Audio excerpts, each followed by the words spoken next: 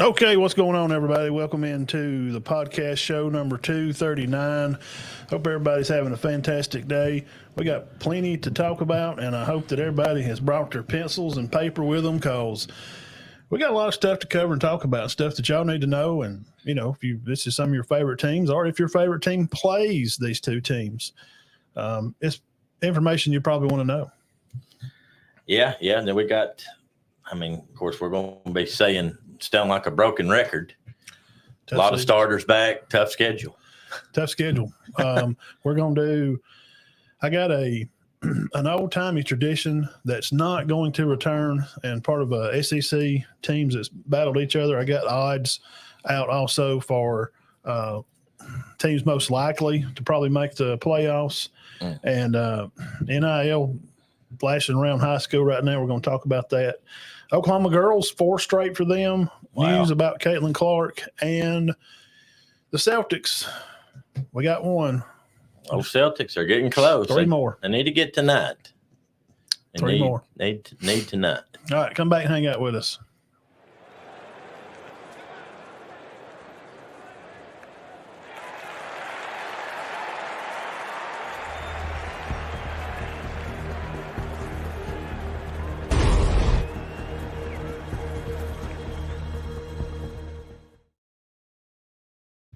All right, here we are back. Show number 239, live and in the house over here on YouTube and Twitter. Facebook has just decided that, from what I gathered information, they have bots that pick up things that the computers may feel like is a scam or something. Uh-huh. And if it does, then it won't let me post a live video. I could probably go live from my phone, I think. Uh-huh. But there's some kind of entanglement between StreamYard, streaming service that we use here, and Facebook. Uh-huh. There's a forum about it. For about 2 months, people have been complaining, and it don't hit everybody all the time. This happened before. Right. It's just a random thing that happens, and Facebook's bots, their computers, randomly go across these pages. When you're trying to load up a stream onto their page, it'll flag it and say, no, that's something wrong with that one. You can't. Mm-hmm. I don't like Facebook anyway. The only reason I even have Facebook is generally probably during the season, so I can share pictures for parents and stuff. Yeah. But other than that, I don't care for it. We've just talking about it. It's just a lot of drama. Not a big somebody fan. Yeah. Posting their business. I just want to come on here and share sports news, and YouTube is the biggest platform to do it at. Mm-hmm. And Twitter has grown for us a lot, and we pick up a lot of people over there. So if you're watching from Facebook usually and you're over here, we do appreciate it. And subscribe to the channel. If you've watched us before, subscribe to our YouTube channel. It helps us grow because it's what we're trying to do. We're trying to hit 500, and we're like 460 something. Oh, gosh. We're just like 40 away. So come on, people. Yeah, subscribe to the channel. And if you hadn't watched us before, we come on every Sunday night at 6 o'clock. We cover, during the season, we'll do local news for high school stuff. But year round, we're doing college football stuff. And tonight, we're doing Auburn and South Carolina. You can go back to our videos and see all the other teams that we did. And we talk about news during the week. And we usually have some kind of story or something that maybe we pulled out of somewhere else, or something that we found interesting that we'd like to share. We like to laugh and cut up a good bit and make little jokes and serious when we need to be. But, we're just trying to have a good time and share news. Yeah, it's pretty interesting news, too. There's always something going on in the sports world, usually. July may be the deadest month. But now you got college football. You can start talking. Yeah, there's plenty of that stuff going on. What's up, JB from Real Town? Now, on the bottom of the screen, I'm going to be rolling here. These are your 2025 recruiting classes ranked as of today. And I'll leave that up for a while so everybody can take heed to that. So first, I guess, there's a tradition that's not going to come back. The two entities tried to talk this out, and this tradition started back in 1909, Dean. These little stories like this, I don't even tell him about them, so it's kind of you're getting some shock factor from him too. Yeah. In 1909, this started. I'll put the picture up on the screen. Look at that entanglement right there. This was Texas Aggies and Texas rival. They would build. They would build this bonfire. Yeah, I've heard that. Well, in '99, there was a person or two or so died, and a person or two injured, and they hadn't done it since. Right. Now I could see why. I mean, look at the darn structure. Look at that. That looks like the Wicker Man. Bro, and look how big that is. These are people down here at the bottom. Y'all seen the Wicker Man? That's about what he's built like, and you burn him down. It's something they do in Scotland. Yeah. So, and you can only see the top of this on this picture. It goes up Looks even like the Empire State Building. 10 more feet. So you can kind of see why this thing went away. It makes the people get killed. I did not know that. Well, they wanted to bring it back because why? Because Texas and the SEC now with A&M. They're back in the same conference again after a long time. Oh, gosh. Growing up, that was a huge matchup, and rivalry week. Big time. 11 people died. Said there was over 5,000 logs. This thing's over 60 feet tall. ADs were like, nah, we want to remember the people that passed away because of whatever this mess was, and we don't want to. They're afraid to. 11 people? That's what it said. Well, let me ask you something, and I don't care if they do it or not. They probably shouldn't. Could they do it and not build it so big? Well, yeah, that's what I was thinking. Yeah. Just do like a single, I don't know. A 20-foot one. Yeah. I think 10 would be great. What's wrong with 10? Yeah. I mean, you can still have a bonfire. Yeah, you can have a bonfire with some pallets. Yeah. A lot of high schools around here in the area do it for homecoming or whatnot. They put some pallets together and make just a normal little bonfire. I mean, I know they can make it bigger than the schools, but why's it got to be 60 foot? I'm assuming this thing fell over. Yeah. Okay. Yeah. And back in '99, I mean, there's, I guess safety, and nobody wants, to get hurt, or nobody wants anybody to get hurt. No. But I'm with you. I think we could build it smaller. Let's keep the tradition, build it smaller. Yeah. I'm with that. That's kind of my take on that. Now I'll talk about at the bottom of the screen here, as of today, the 9th, 2025 recruiting classes. Bottom of the screen, you can see as of today. This is moved around. This stuff changes a lot, and I shared it on the page. Right now, Ohio State 1, Notre Dame 2, Clemson 3, USC 4, Bama 5, rolling out the top 5, Oklahoma 6, LSU 7, A&M 8, Auburn 9, and Georgia at 10. Notre Dame, Freeman getting after it, isn't he? Yeah. What about Clemson? I know. Wow. Dabo ain't giving up, is he? No, those are, and I guess the one I'm a little surprised at, I shouldn't be, but knowing where USC is as a program right now and them moving, they're number 4 right now in recruiting. And now, obviously, these numbers will change. Yeah, as more kids come in, oh God, Georgia will not be 10 by the end of the thing. They don't have any 5-stars right now. I think they had like 12 4s and a couple 3s. Bama has one 5-star, maybe another one could be coming. They signed the McDonald kid. He's like a big time 4-star corner. That was a big announcement. And then we talked about that Keelan kid last week. Big 4-star quarterback coming to Bama. Now they're trying to sign this a receiver. So we got to talk about Bama a little bit there. I mean, rounding out the top 5. But why? Because, Matt, they're always recruiting but Saban ain't there anymore. Yeah, he's gone. So hats off to Coach DeBoer. It seems like he's getting after it too. They're not missing a beat too much. Seems like they're hanging in there. I think there'll be something different about him, but I hope not. I hope not. Well, I'm afraid there will be, but I hope they just pick right up where they left off. And Auburn, too, it'd be a 9 with such a terrible season. They got blew out by New Mexico State, and they're losing their bowl game to Maryland.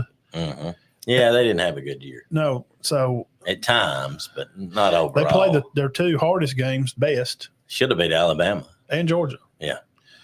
So that shows you that they're emotionally immature team. And that's things you can work on. That's not a huge deal with Coach Freeze. As long as he's been there, and his staff from Durkin to Nix, those guys, and you could kind of assume that they'll figure it out.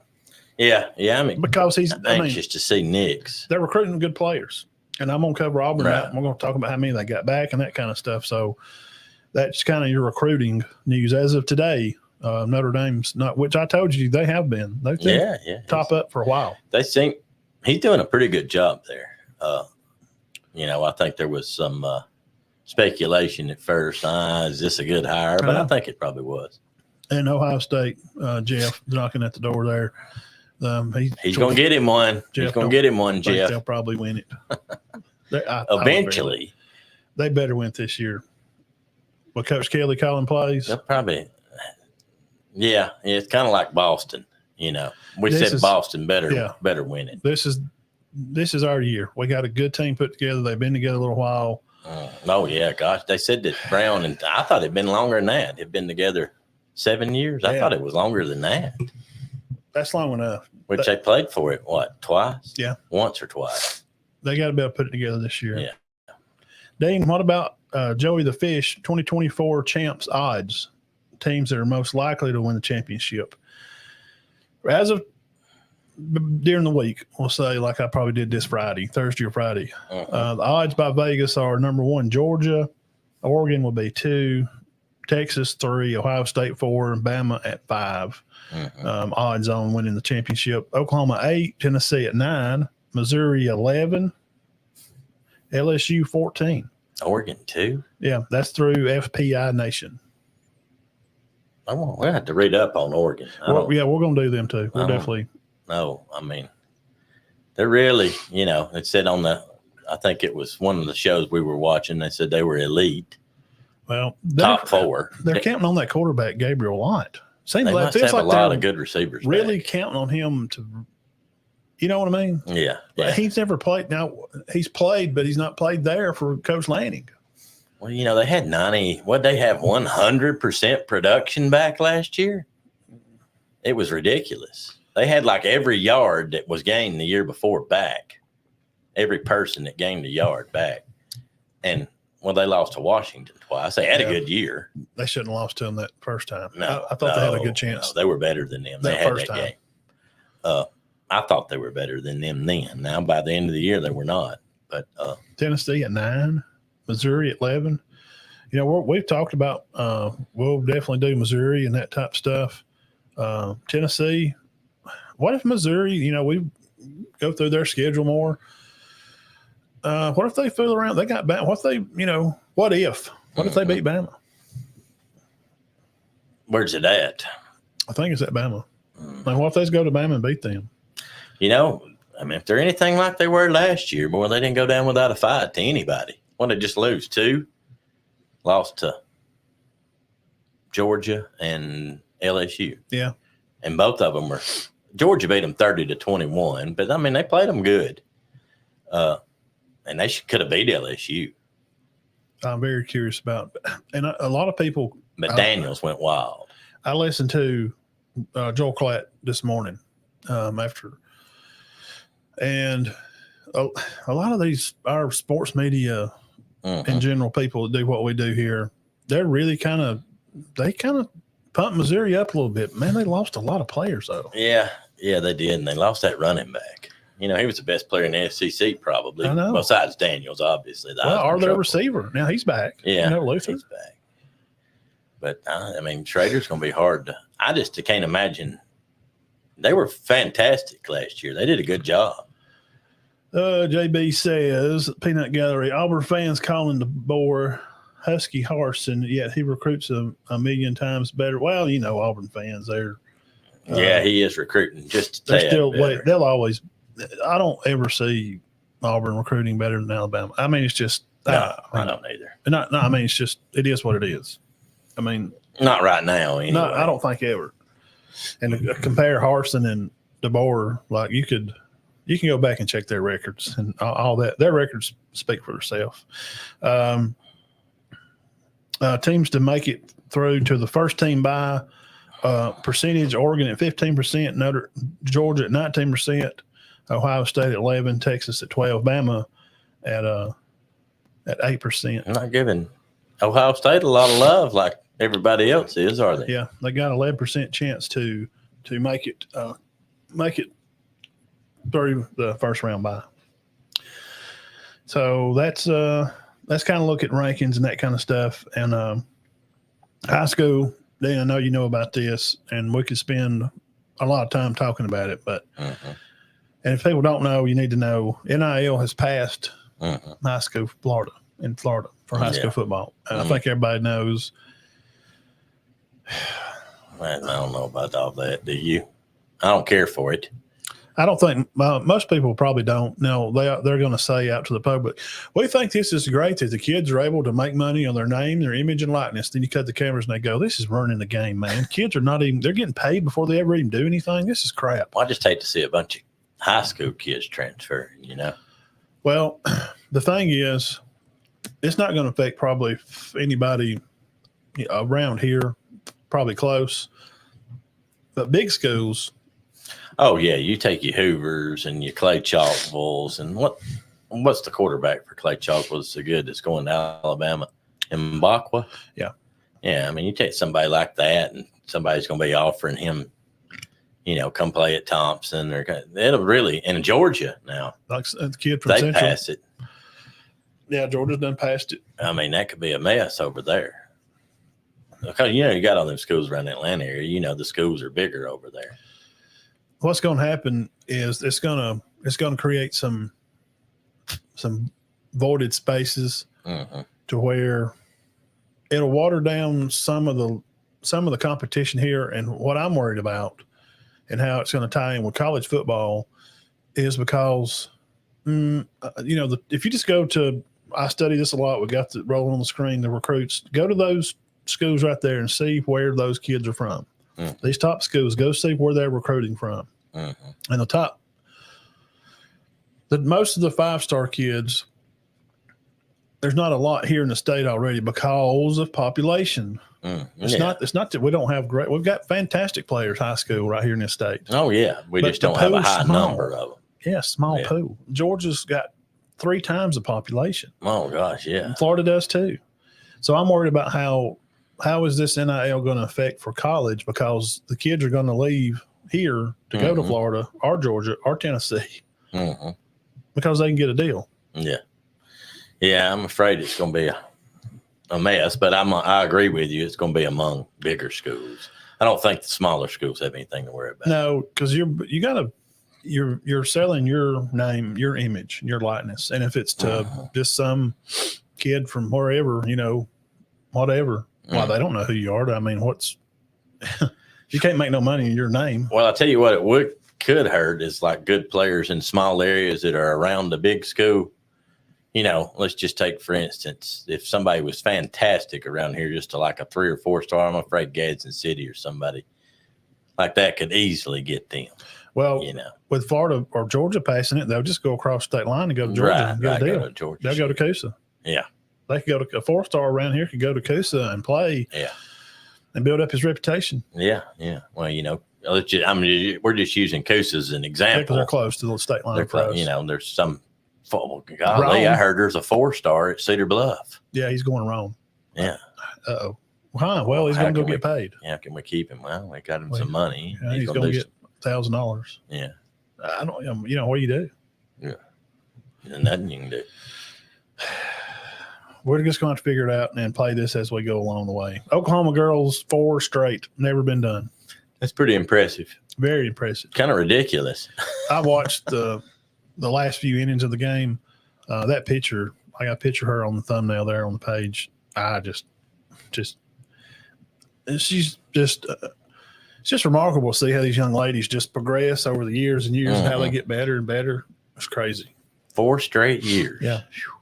That's not been done much in college anything. No, 4 straight. I think not in the modern day.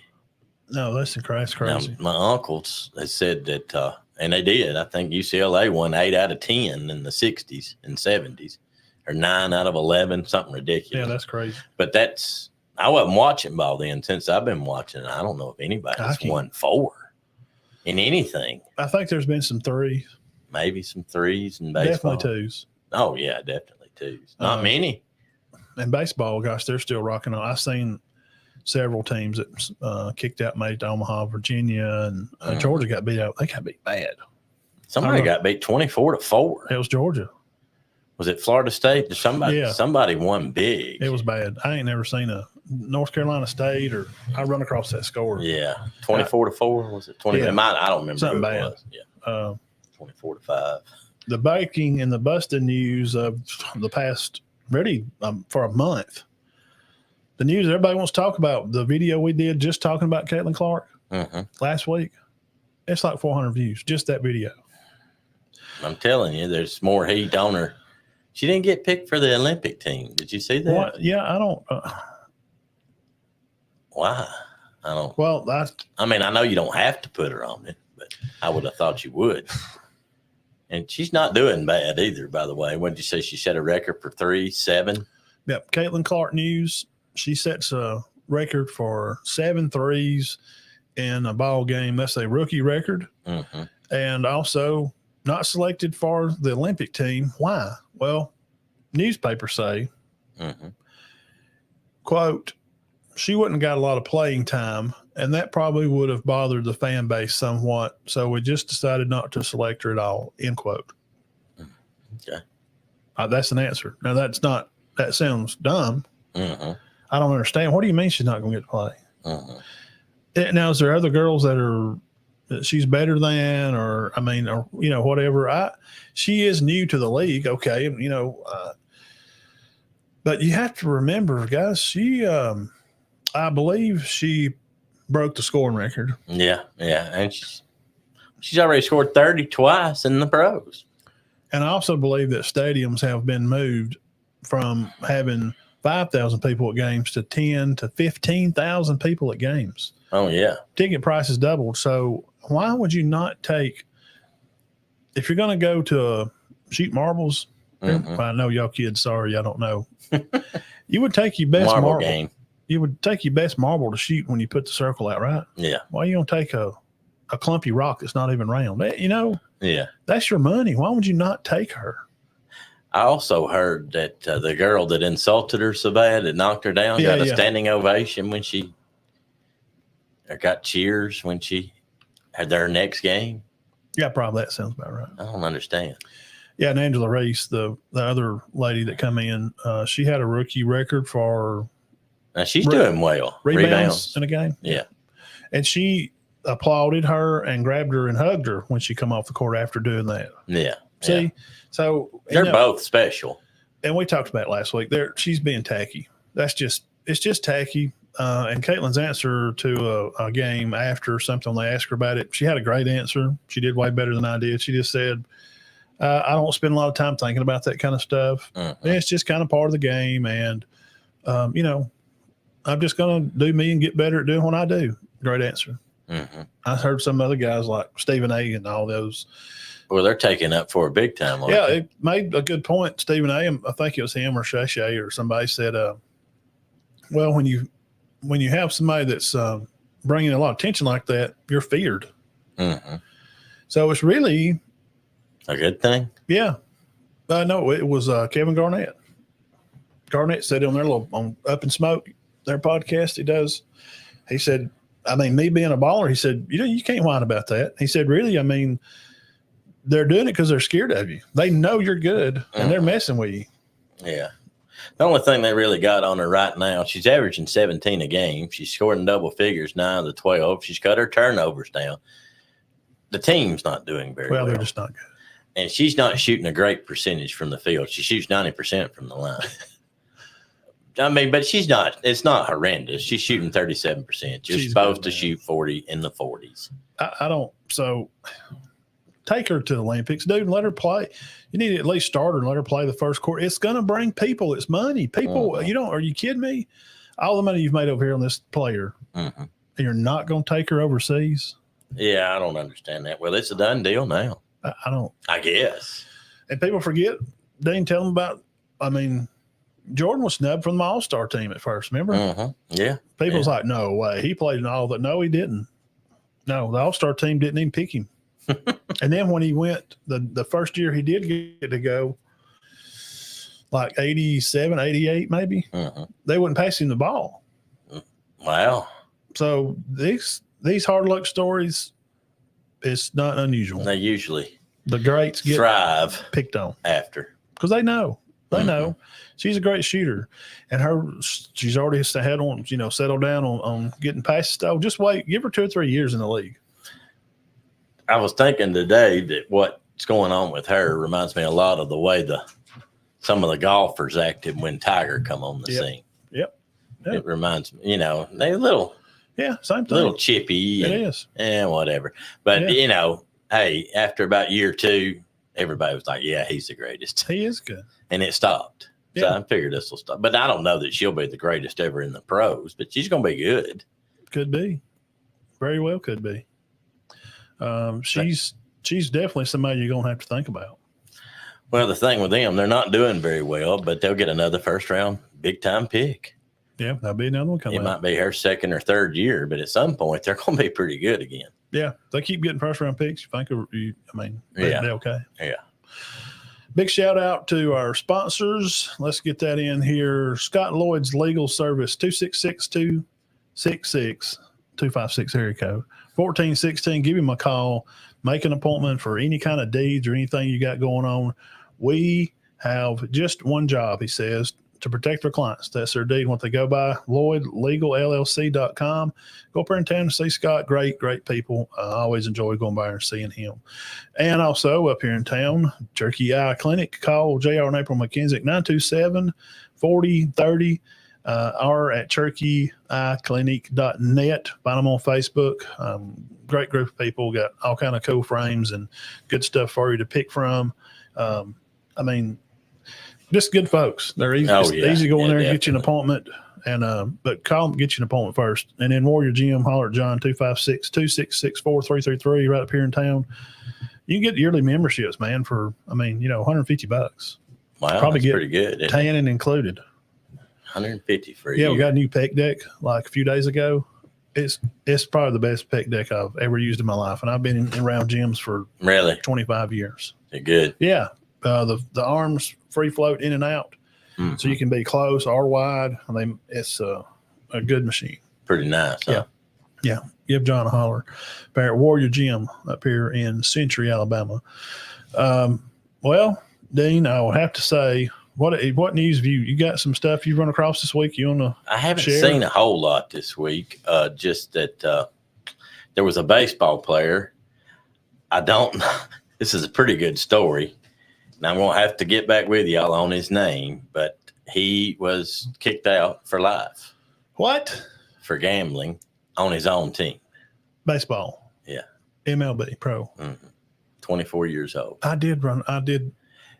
It's not been in the news. I heard some guys talking about it on their way to North Carolina, and they were talking about how stupid he was. And he just kept on and kept on. And never said his name. I didn't read a lot about it on ESPN, but apparently this young man is done for life. He bet on his own team, and here's the win. Whatever. It didn't say. And it didn't say. See, that matters to me. If you bet on them to lose, then that means you may try to throw the game. You know? I don't know about that. They said out of all the bets he made, this is what they were making fun of the guy. They said he won 4% of them. Gosh, they may have did him a favor by firing him. 4%. That sounds hard to believe. That means if you made 100 bets, he won 4. Yeah, he definitely don't need to be in the bookie business. So he needs to. I don't know. But yeah, he's done. He'll never play again for life. Speaking of that, I've heard some ramblings. Have you heard ramblings of Pete Rose, Hall of Fame? Possibly. That's who I thought they were talking about when I first heard that. And I'm like, he sure is talking bad about Pete Rose. And I was like, wait, he's not talking about Pete Rose. Because Pete Rose did not bet on the Reds. Ever, did he? Supposedly? I don't know. I don't think he did. If he bet, he bet on the win. Yeah. Well, I ain't going to put the stamping. Well, guys, his batting average left and right. He could bat ambidextrous, either side of the box. And his average is uncanny. I know. Uncanny. This guy won the Golden Glove, Slugger of the Year awards back to back. I mean, go look at his stats. And he gave 110% all the time. Charlie Hustle. Yeah. That's what we call Winston Bishop. Old Charlie Hustle. He work hard. Seen him the other day. Well, main thing the guy was saying, he goes, look, guys, quit being dumb. Quit gambling on your own sport. Yeah, it's just stop it. You know, like the NFL guys. Yeah. Who was it from Bama? Was it Ridley? Had to sit out a year. You don't do it in the clubhouse. You can do it up on the street or in your house, the way I understood it. Mm-hmm. But you can't be in the complex. And you can't do it on your sport. Yes. But you can do it on college. NBA, college, whatnot. Man, there's just rules. Just follow. Well, I think the thing like Calvin Ridley does it, you know, he bets on, you know, Josh Allen and them to win. He may call Josh Allen up. Hey, man, I got a big bet on you. Make sure you don't complete 19 passes. Yeah. You know, I mean, I guess they're saying that could happen. If you bet a bunch of money on it, I mean, you know, may pull some passes. I'll give you 10%. Yeah, you'll get, you know, 10 grand. But say what I don't understand. These guys make so much money. They're obviously just having fun with it, but don't do it. Don't do it. Yeah, because it's not for the money. And obviously, this guy only winning 4%. He was betting the long shots. It's an addiction, man. Yeah. I mean, it's a craving. I don't have it. No, I don't either. I've been to casinos. I've been out west. I've been in a few casinos out there, and I won up to 100 or 200. I won 100 one time and left. Yeah, I did too. I bet, and then lost back down to the 20 I come with, and I left. I thought it was interesting. I played the tables. I played a few machines. I won about $50 on the machine. I think I took it to like, I think I played roulette. I just played colors. I like roulette. I did too. So I just played the colors, black or red. And I won up to like $100, $150. And I was like, okay, that's good enough. This was fun. And I went over and put some more money in, maybe one of the slots, lost $10, $20. And, you know, I lost back down to about what I come in with. Yeah. I hung out in there for like 2 hours. Yeah. Yeah. And then took off. And I went back to the truck and ate and went to sleep. Well, and I have heard stories about guys that probably make the type of money we make, winning $47,000 and putting it all back in. I don't understand that. No. He won it on the slot. He just pulled it and won $47,000. I'm going home. Yes, I'm going home and I'm never coming back. Food bar. I need a box. I need a plate to go. I'm going to be getting some lobster tail steak and some of them cheesy muffins there. And I'm going to the house. Yeah, $47,000. Oh, man, I'm done with that. Put it right back in. Hey, at that point, somebody, here's the argument. Well, what if I put it back in and won 94? Yeah, but so what? That's the chances that are unlikely. And it's that rush of the unknowing. That's the rush of the debt thing of you'll just go back in debt, even though just to feel that rush. I don't get it. That's not for us. I won 96 one time, and a guy told me to play that machine. And I won the 96. I said, I'm out. I'm done. I said, here's $15 for helping me. Well, I went home with $81. I got my food, and I filled up my car. Well, yeah. I mean, you can have some fun with it. I mean, he's like, you leaving? It's hot. I'm like, I'm gone. No, yeah, it'll get hot, and it'll be hot in my pocket, and it'll take all the money I got, and then I'll keep putting it in, trying to get it back. So I'm going home up. The house is going. They don't want people like that, like us. They want people to stay in there and play and play and play. They don't want some guy that's going to hit 10,000 on a pick and go, all right, we'll see you. See y'all. You don't want to play roulette a while? No. Go in the house. Needed to go box, please. But there's some nut out there that would win 10,000 on the slot and go put 10,000 on the black on roulette right then.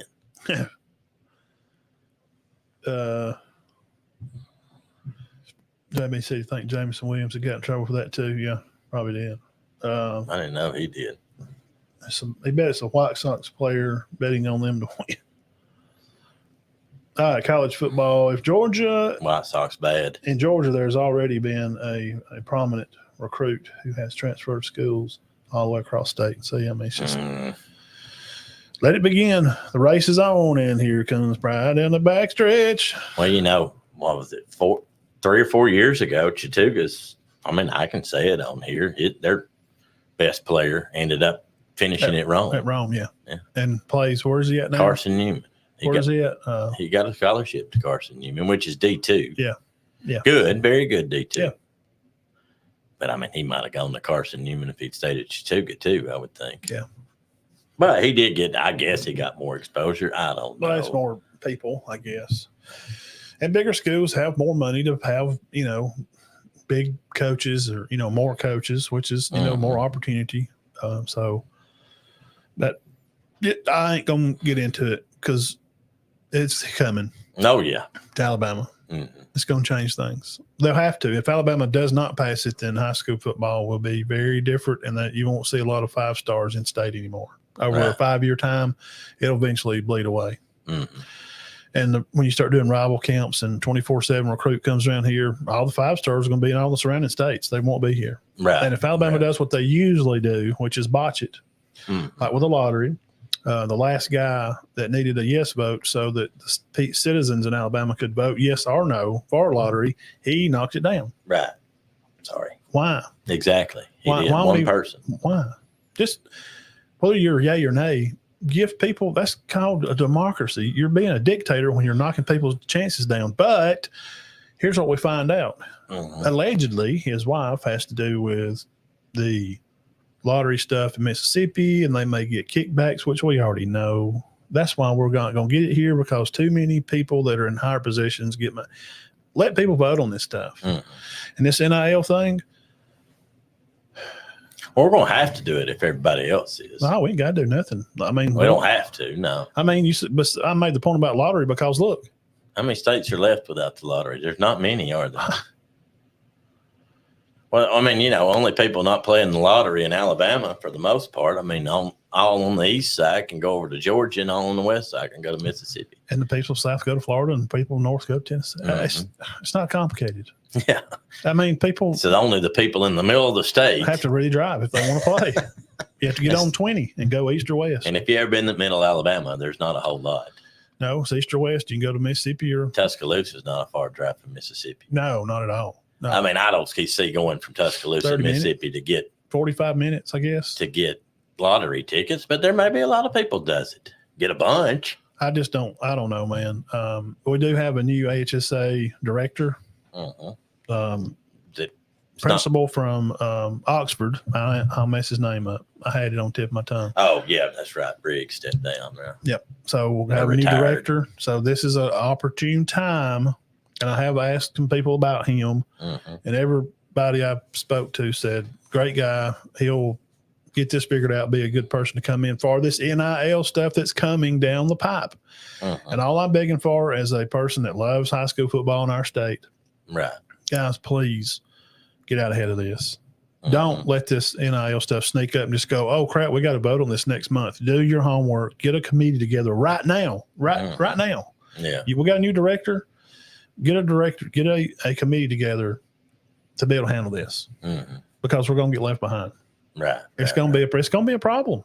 Yeah. And we usually mess it up, like we do the lottery and like other things in this state that we don't get right. We're behind. Education systems, we've been behind because we know friends that come from Georgia to here, and when they sit in class, they're like, well, I did this last year. I had kids in class that came from Georgia, sat in my class, and we're in class and we're doing a government class, and they go, well, I did this last year at Georgia. I'm like, really? Yeah, this is, you teach in Georgia. Yeah, yeah. We're behind. Just please don't mess this up, because it'll ruin football in this state. It won't be immediate. It'll take some time. Yeah. But it's just going to dwindle away where you don't have – fix it, guys. Please get out in front. Birmingham Stallions. Yeah. Good game. Golly, 6 turnovers in one quarter. It was a tight game for a while. I thought he meant by one team at once. Twice. 2 teams. That's still bad. Birmingham did everything, and Martinez did everything that they tried to do to give the game away. They did a lot to give it away. What a weird story there with Matt Corral. He come in. I watched the game. I seen it on. So Ole Miss quarterback. I thought he was fantastic. He was a good quarterback at Ole Miss. Yeah. I always liked him. Had a good day. Nearly won the Heisman, didn't he? He was mentioning it. He got hurt. He was a finalist, like 4. Milroe was, 5th or 6th on the list. Had a good day. So won the game for him, man. It was on him. But here's the thing. Now they're in the championship game, and they say the winner of whoever wins this game is going on right now. San Antonio and Seattle? Yeah. St. Louis and St. Louis. Yeah. Battlehawks. Yep. J.J. McCarron's team. So Adrian Martinez is come on, Bama. We got a bunch of money on this. Come on, dogs. They're number one. I got money on Georgia. I hope Bama wins this. I don't. Oh my gosh! Every time he throws deep, it gets caught. Intercept, just interference. I know he did kind of mean. I think he had to do away with that interference call. Well, he run into him. I don't think he meant to. He's trying to come back for the ball. Yeah, I don't like them calls neither. Martinez is going to be. I read this today. He's going to be the MVP of the league. And he loses his spot to Corral in the second half of the semifinal game. Now, who's going to start the championship? They say Martinez. Yeah. Skip said after the game, we're not done with him. His actual words were, I just feel like the team needed a spark at the moment, and Matt come in and sparked it and did a great job. Yeah. He did what he's – as a backup, that's what you're supposed to do. I kind of like to see McCarron win one, though. Yeah, I know. I'm still pulling for McCarron. I'm a huge fan. Favorite Alabama quarterback. I don't care who you want to write down a list. In the SEC during that period of football, I know Cam Newton's going to get all of you. Won a Heisman. That's wonderful. Absolutely. But I'm just a huge McCarron fan. His yardage, his completion percentage, he's a two-time national champion. Well, they lose 2 games, about 3 games Bro. while he was a quarterback. Dog. AJ McCarron, I don't care. I mean, and one of them was a kick six, and one of them was LSU that could have gone either way. Now, Oklahoma beat them. Yeah. Oklahoma beat them in that bowl game. Yeah, they didn't show up flat. No. Derrick Henry did show up that night. He showed up. Yeah, he had a good game. Yes. But yeah, they got, I think, Oklahoma put about 48, 47 on them, didn't they? Yeah. That was a bad game. I'm a big McCarron fan, so we'll get to see next Sunday they'll play. Mm-hmm. The winner of tonight's game will play Birmingham, and they'll be going for their 3rd straight. So that tells you, obviously, Holtz is a good coach. He comes from good stock. 3rd straight. Yeah, set Scarborough up. He's done retired. He said, "The heck with it. I got 2 championships, and I've proven myself." Yeah, why not? I thought Trent may come in and try to do some. Nah, he's coaching at Ramsey. Yeah. I would like to see him do more. I know. God, what a player. But I mean, he's getting to the age now where he can't. No. Yeah, your time in the league for running backs. He's 33. 8 or 10 years, so probably, time you're 32 or 3. Mm-hmm. Probably had a career. It's probably about time to. They said he had one good year. He had one good year for the Browns. At least he had that. It was personal stuff. Yeah. He is a guy that says he tried to take care of everybody. Mm-hmm. Pretty much, to make a long story, I watched a podcast on it about him. Hey, man, I just need a car. Yeah. And he's like, okay. Yeah. Let's go down and get him $50,000. Yeah, just go get it. Here you go. Man, and we was buddies back today. Man, can I get like $5,000 just to help start up my business? Yeah, we'll go to the bank tomorrow. You don't have to worry about paying me back. Yeah, don't worry. And which some may have paid him back. He got taken advantage of. He just did. Now, college football. Let's hit another gear. Yeah. We'll do Auburn and. You want to do Carolina first? Yeah, hang on a second. Let me put this up here. Hang on a second. 1 second, guys. Hang on.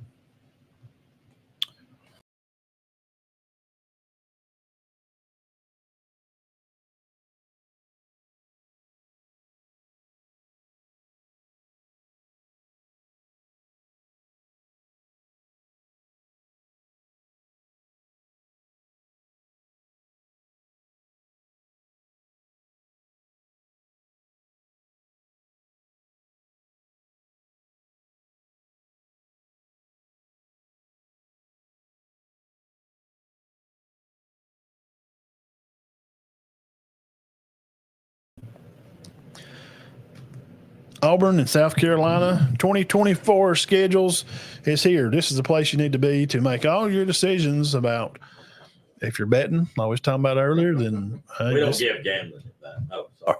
You may want to learn about their schedule and what players they have coming back. All right, Matt, let's get into the South Carolina Gamecocks. We're not huge South Carolina fans, but we both think Beamer's done pretty good there. Well, there's Beamer ball there now. It used to be at Virginia Tech, which I did a show on. I did a 20-minute spot on them. But he's at South Carolina. This quarterback they got. It's going to be good. His name is Norris Sellers. He looked good. All right, let's go over transfer portal first. What's coming in? Okay, first off, wide receiver. These are the 5 starters. I'm just going to go over the starters. They said Jared Brown will definitely start. He played at Coastal Carolina, had 108 catches in his career. Pretty good. 1,500 yards. Oscar Attaway from North Texas. He will be one of the 2 running backs, 1,900 career yards. The star, Arkansas's Rocket Sanders, he will definitely start. We know what Rocket did. 2,200 yards in his career, led the SEC in rushing. Kyle Kennard, defensive line, Georgia Tech, they say he's definitely a starter. 22 tackles for loss. Amari Bruce from Louisville, he's got 80 career catches. He will definitely be a starter. And Gilbert Edmond, defensive end from FSU, will start also. So that's 6 starters right there, already added to the 13 they got coming back. Oh, and Robbie Ashford from Auburn's there. No, he's not. He's going to be a receiver. You're not a big Robbie Ashford quarterback fan, no, right? He's not. I shouldn't. I mean, I'm just saying what it is. All right, what they do have coming back that's good is 9 starters on defense. These guys coming in, they got most of their line back. Sellers is supposed to be a great quarterback. They got the top 4 tacklers, Matt. Middle linebacker Debo Williams had 113 hits. Free safety Jalen Kilgore had 76 tackles. DQ Smith 73. Nick Emmanuel 71. So they got like 17 or 18 starters back counting these guys. And that includes Nick Harbor, who is supposed to be a superstar, and tight end Josh Simon. Now, all that sounds fantastic, does it not? It sounds like one of the better teams South Carolina will ever have. But what do you think the problem is, Matt? Well, it seems like we have a reoccurring problem here while covering teams and breaking down their schedule. Oh, my gosh. All right. Well, it starts out good enough. They play Old Dominion. Okay. They follow that up with a trip to Lexington, Kentucky against a team with, 20 starters back? Okay. All right. So they go to Kentucky. They get to come back home, but LSU comes into town. And I saw where some publication had LSU number 7 in the country, which I don't know about that. Then they get Akron at home, which I think would be another win. Then they got another home game, but guess who it is? Ole Miss, number 4 team in the country. That's 2 top 10 teams. All right. It gets a lot worse. They go to Alabama after that to play the Tide. Then they get a week off and they go to Oklahoma. All right. Then they get to go back home and they play Texas A&M, who's ranked. Then they got Vanderbilt, but they go to Vandy. Okay, so I've got them at 4 wins right now. Then Missouri comes to town. Missouri's ranked in the top 15, right? Then they got Wofford, and they finish up the season at Clemson. So they go to Kentucky, to Clemson, to Oklahoma, and to Alabama. I'm going to say that's 3 losses right there. Then they've got A&M, Ole Miss, and LSU coming in. They might be lucky to get one of them. Matt, I've got them going 6-6 or 7-5 at absolute best. So I got them at 6.5 wins. What was they last year? 5-7. 8-5 the year before that. But they upset Tennessee, they upset Clemson, and they nearly upset Notre Dame in the bowl game. And they finished 8-5. So he's 13-14 there, and he's done a good job. And they're loaded. I mean, you got 18 players back, essentially counting the transfer portal. But Matt, that's terrible. You're probably not going to win at Alabama. I wouldn't think. Well, and then you got to turn around and go to Oklahoma the next week. It's the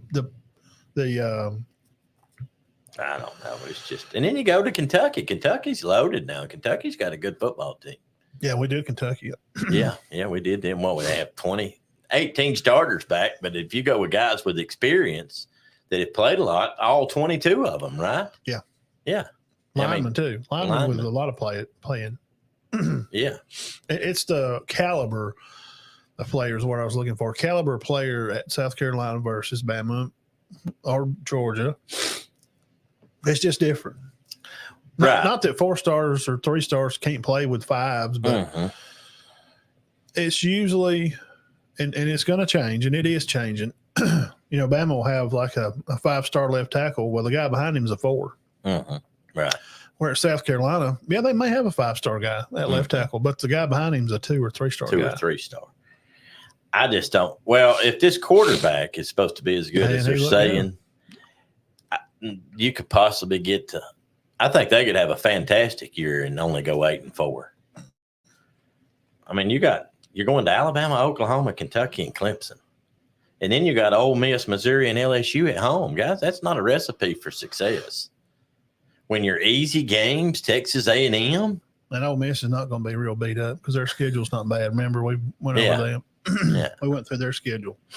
I mean, they're going to have to upset Kentucky, and I could see them maybe upsetting Missouri, Kentucky, and A&M, but I don't think they're going to beat Alabama. Clemson's a rival game, so that could go either way. Now, there's some people that are kind of high on Clemson this year. They feel like Clemson's going to be. You've seen they've recruited, and that's next year, 2025 class. I'll put it back up there. Well, let me ask you something. Does this defense, most of these starters coming back, I mean, can they hold it down on defense against these high-powered offenses? I mean, you got 9 guys back that can play, Now, Rattler come on last year and wound up doing a good job. Yeah. He did. He's had some, some bad dealings, and his dad made him stay at Oklahoma, wouldn't let him transfer in the middle of the year. Said, hey, you started this bus, you're going to ride it till it stops, and then you can move. Right. Which I appreciate that. Yeah, that was classy. And he got used to the system, getting used to Coach Beamer and stuff. And,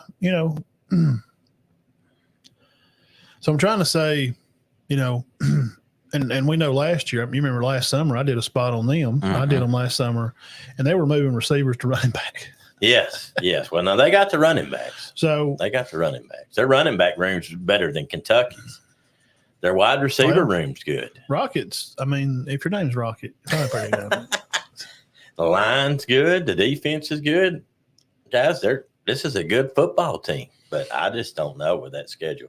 I got them at 6.5 wins. I wouldn't be shocked if they went 7-5. I do not see them doing better than 7-5. And I could see them, man, they could fool around here and go 5-7. Sure, do you think they may be able to, A&M, or maybe they can get some of those teams? Yeah, maybe Missouri because it's at home. Missouri's lost a lot, and people keep picking them and putting them up high, and I'm just like, man, be careful putting them up high. Vandergrift might struggle against this defense. This is an experienced defense. So, I don't, what? Come on now, you got to catch that. We got money on this. Yeah, I'll go with you on that. Let's write. I put 6.5. But as far as you said 6.5. I got them with 6 or 7. Yeah, we'll say 7.5. You're gonna go 7. 6.5. 6 or 7. So it'd have to be 6. Yeah, 6.5. We're gonna try to see how right we are on all this. Everybody we've got so far has been. Well, we got Kentucky at 8.5. Yeah, we got Florida at 6.5. You do. I got them at 5.5. We both got Arkansas at 5.5. No, 4.5, didn't we? Arkansas was 6.5. Okay, I had him at 5.5. You had him at 6.5. Mississippi State's 5.5. Mississippi State, yes, that was. I got them mixed up. Oh, we had them at 4.5, didn't we? Bad. For old Mississippi State. Yeah, Mississippi State 4.5. They may win 5 or 6 games. Oh, guys, somebody, I'm telling you, we keep talking about somebody's going to be better than they're supposed to be, and somebody's going to be a lot worse than they're supposed to be with these schedules. I don't know. That schedule's awful. That's 7. You're playing 7 ranked teams there. Possibly. Now, we know that all of them will be ranked throughout the year, the whole year. I don't know how good Oklahoma's supposed to be, but I wouldn't want to play them the week after I played Alabama. That's That's the thing. You're going to be, because you're just pouring it all out of line. Because everybody wants to be the team that beat Alabama. I don't care who the coach is. Before Barry Bryant coached there, they were winning back in the 1920s. You wanted to be that team that beat Bama. Uh-huh. And they get everybody's best shot. All right, let me ask you this. We don't think they'll beat Ole Miss. Can they beat LSU at home? From what we know about LSU. We got to get into them more. Possibly. They're defensively, he's fixed some things. They brought in some portal guys. They weren't very good on defense. Their quarterback's good. Uh-huh. We like Nussmeier. And they still have some guys throw the ball to. But front offensive line wise, I don't know, man. We gotta really dig into LSU. They may be one of those teams. They're either gonna win 7 or they're gonna win 10. You know what I mean? Yeah. I think they're that team this year. Well, I didn't think they would. I wasn't even worried about them when Alabama went down there 2 years ago and they beat them. Yeah, won the ACC. They wasn't even worried about it. They won the West. Wouldn't even be a good game. His first year. Yeah. He did good last year. He's already had a SEC championship and a Heisman Trophy winner. So, yeah, he's already made his. Which Orgeron did good at LSU, obviously. He won a national championship. But I don't think Kelly's. They got dudes down there, man. He's done well. Les Miles did good. Nick Saban did good. They have players there in state. Uh-huh. Louisiana is one of those places where you don't have to really go out much. No, they don't have to. They probably go over into Texas some. I'm sure. They get kids from all around. But in state, there was one time I looked up a lot of their players, and a lot of them were from, like you said, they're from Louisiana. I did a spot on last year, and I remember going through like the linemen. I think if they had 15 linemen, like 10 of them are from Louisiana. No. Their wide receivers aren't from Alabama. No offense to Alabama. They're from Baton Rouge and New Orleans. They just have it, man. Yeah. They just do. When I did read that per capita. Yeah, it's one of the best in the nation. It is. Yeah. Per capita. Now, that don't mean that. California's good too, but their per capita is huge because it's a huge state. Yeah. Like that kid that McDonald kid that Bama got, he plays a Mater D. Mm-hmm. Louisiana will have towns like Center here. And they'll have 6 guys that are playing D1 from the local high school. Yeah, there's some good talent down there. And so for them, or that Missouri game or LSU, Ole Miss is going to have a good schedule. I think Ole Miss they'll probably beat South Carolina because they're not just going to be beat up. It sounds like South Carolina's going to be beat up a little bit. I would think so. I mean, from going and then the team's coming, and that's not a. I would have looked at that. A lot of good transfers, but man, I mean, you got your running backs. That's where they got 2 good running. They got running backs for 4,000 yards. But can they block the spots? Can the guys find the places to run? Are the coaches, are they going to call the right plays? Who was the offensive coach we was talking about before we come on? It was, I can't remember his dang name. You may look it back up. I did heard of none of their staff. Yeah, I don't. Except for Beamer. So, I mean, everybody's got to start somewhere. Yeah, they do. I was not familiar with any of them. So are they going to call the right sequence of plays to put their running backs, those good running backs, in the right spots? Mm-hmm. I mean, when you had Emmitt Smith, well, you got Jimmy Johnson over there on the sideline. I mean, Jimmy was a pretty good coach, right? Yeah, decent. Yeah, he won a few games.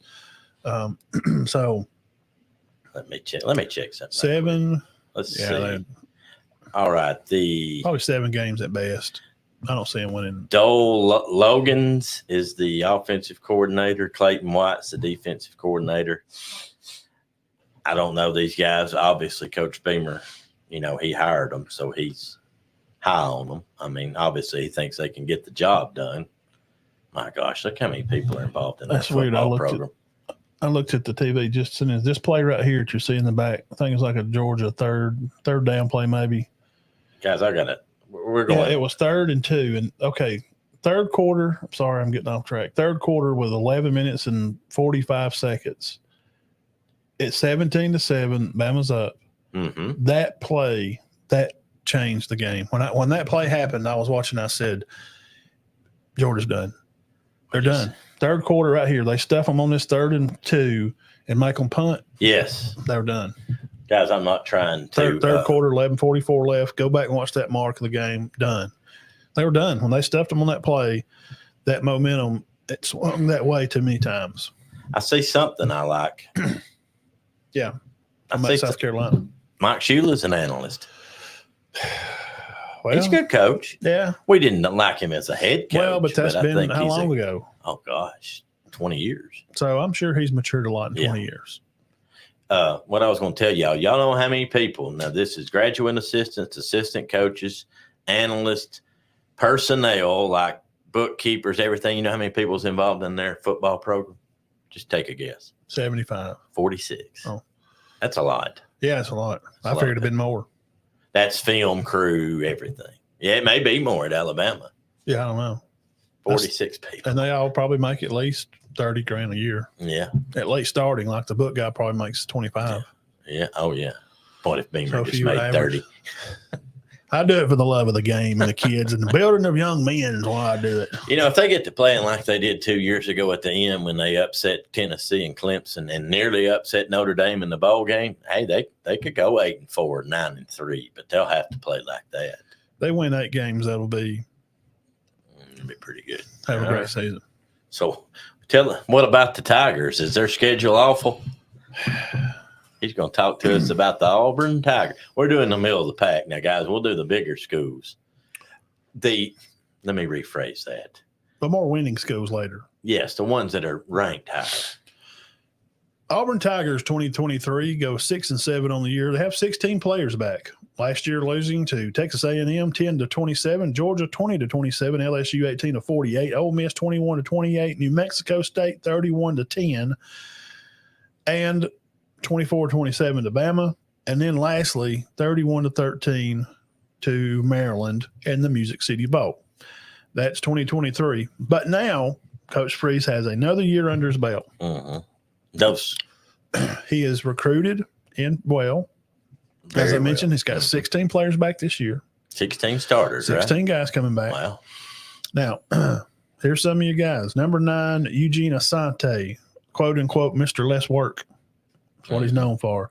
Most effective pass rusher around. He gets to the quarterback at least 40% of the time and leads in all ILB inside linebackers in the FBS. Wow. Okay. 86 tackles he had last year. He's played 3 years at North Carolina. It's a good transfer. Yeah. Now, Jeremiah Cobb, we know him, played at Montgomery Catholic, 4-star kid. Is going to be in the backfield. I think he'll be your second guy. Jaquiz Hunter, everybody knows him. 900 yards last year, 7 touchdowns, even caught for 118 yards. Yeah, he's a good back. He had 44 yards against Maryland and 93 versus Bama. He had 27 yards against New Mexico State, but he had a 44 long. See? New Mexico State and Maryland, their fans and their boosters and stuff, and just everybody was very disappointed in those 2 performances, right? Yeah. Not necessarily any of the others, but those 2.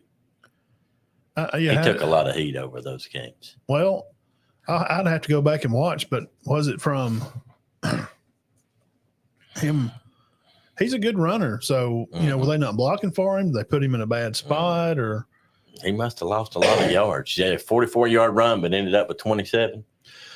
Well, that was his 44 and 27 would be combined. So it'd be 60, 71, 12, 82 or something. Yeah.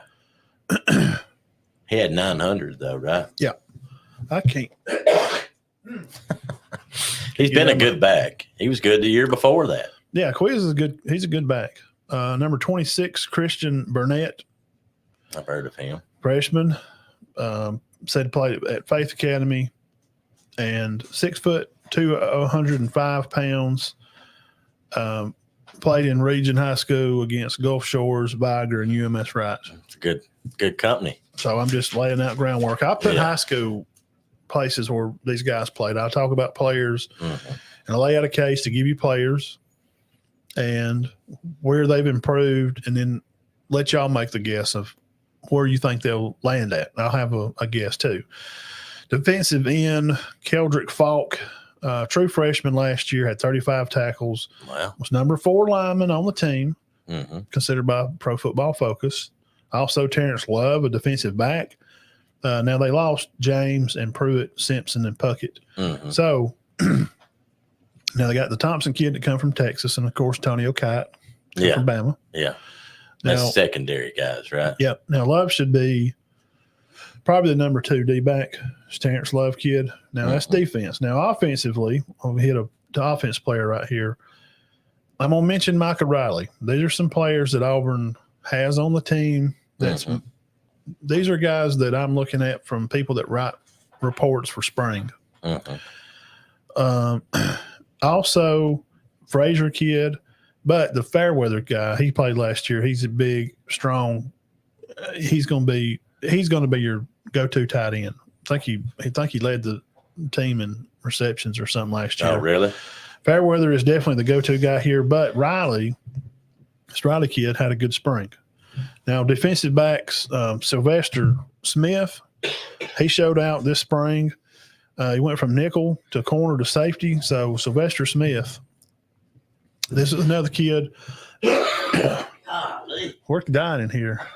Oh, God. He's got a cramp. So, this Sylvester Smith kid,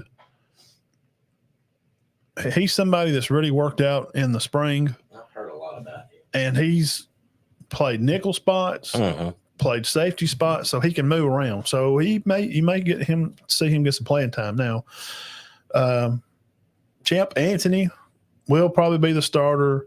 Wooden also probably be at safety, but Smith, he may get some reps. So these are some guys that really showed out during the spring. Now, offensive linemen, left tackles, Perry Lewis, guard, Dylan Wade, Jeremiah Wright at a guard, in your center, Connor L-E-W. Lou? Yeah. I thought it may be Law. I'm going to have to go back. L-E-W? Huh. Yeah, but it says L-E. So running back Cobb, Hunter, and the Alston kid. I watched him in the spring game. Now, Auburn people, y'all can say Auburn needs vast improvement in the pass game. You are right, Birds. Their quarterback, man, I'm just not a throwing fan. I'm about with him like I am Quinn Ewers. Y'all can say whatever you want. You're not going to change my mind. I'm just not a fan, is it? Yeah. Why do people crucify me for that? Well, you don't have to be. I just don't think they're great. No, I don't think Peyton's done he's not. I was impressed with him as a runner.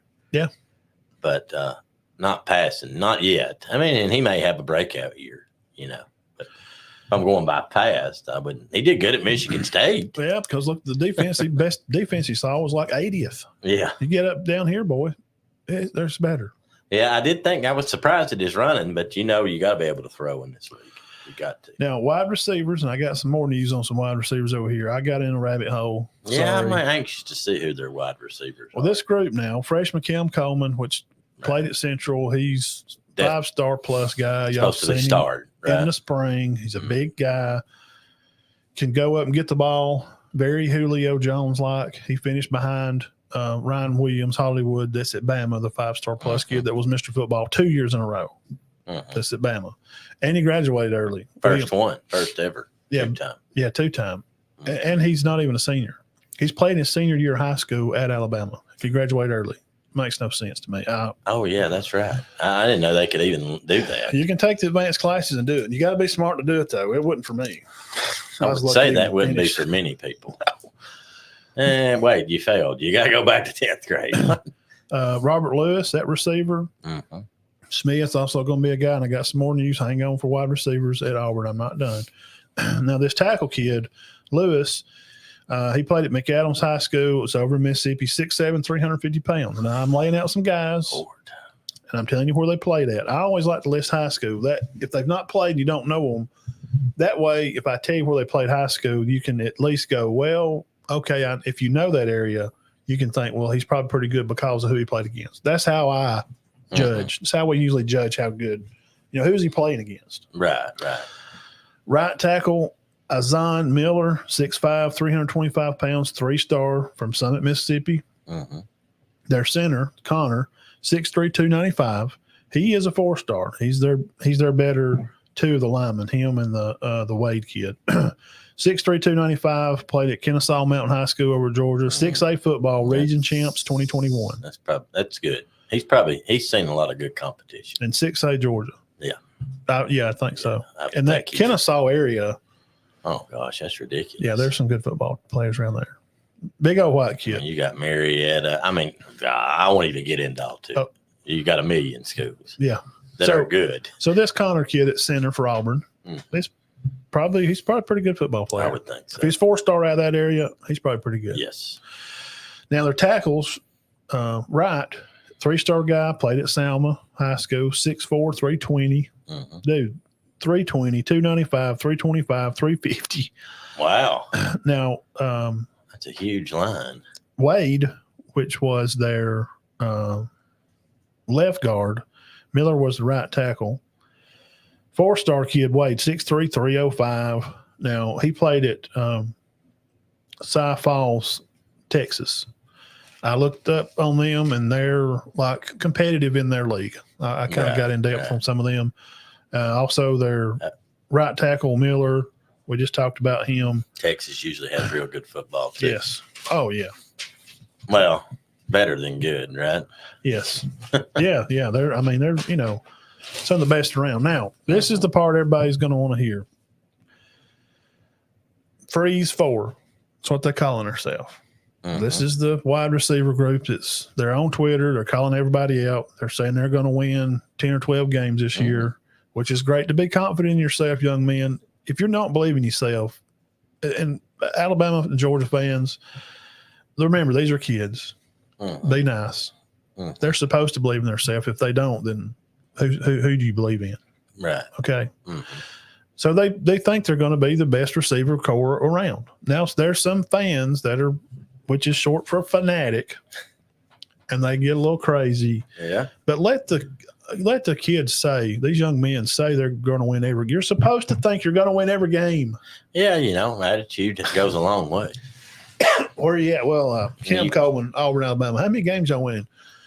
Man, I think we'll be lucky to get 6. You're not supposed to say that. Yeah. I'm hoping for 4. Well, if I get 7, we get 8, we're building Freeze a statue. No, you're supposed to say we're winning them all. Yeah. So the Freeze 4, Bryce Kane, 4-star guy, number 6 on his jersey, number 1 in your heart, 5'10", 153-ish. Played at Baker High School down here in Alabama. Small though, isn't he? Yeah, he's a slot guy. Yeah. 70 receptions, about 1,400 yards, 21 touchdowns. Played in the Alabama-Mississippi All-Star game. Pretty impressive numbers. He's 160th nationally as wide receiver. 7A Region 1. So you know that 7A Region 1. 70 catches, 1,400 yards. Wow. Now, they lost to Auburn High School in their playoff. Yeah. Which was – these are freshmen guys. I mean, these are young guys coming in. Just played football. Okay, also, he's a baseball. Played baseball for the junior high team. So that tells me, at coaching baseball, if he's that size, he probably played short or second. So he's probably fast. Very. 20 yards to catch, too. And not saying that football kids are dumb. Not saying football kids are dumb at all. Greg McElroy scored the highest Wonder League score they ever scored. I mean, football, you have to be smart to play Obviously, football. Ryan Williams is smart.